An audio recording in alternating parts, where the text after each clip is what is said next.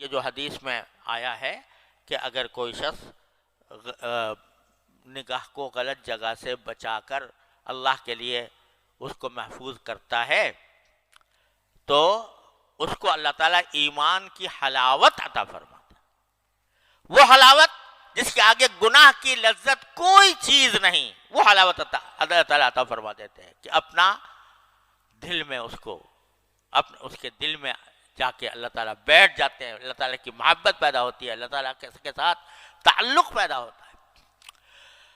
اس کے بعد یہ جو ٹوٹتا ہے، دل ٹوٹتا ہے، یعنی خواہشات نفس کو کچلنے کے نتیجے میں جو مشقت ہوتی ہے اس کا معاوضہ اللہ تبارک و تعالیٰ اپنے قرب سے عطا فرماتے ہیں. ہمارے حضرت والا یہ شعر پڑھا کرتے تھے، میں بڑا اس کا ایک عجیب لطف ہے کہ جب اللہ تعالیٰ کی رضا کی خاطر کوئی بندہ اپنے نفسانی خواہشات کو کچلتا ہے تو گویا اللہ تعالیٰ یہ فرما رہے ہیں کہ یہ کہہ کے کاسا ساز نے پیالہ پٹک دیا. یہ کہہ کے کاسا ساز کون؟ جس نے پیالہ بنایا تھا.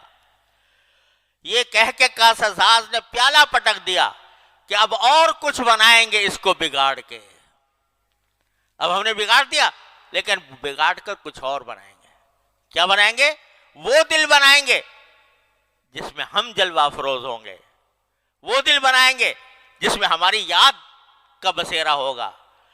وہ دل بنائیں گے جس میں ہماری وہ تجلی گاہ بنے گا.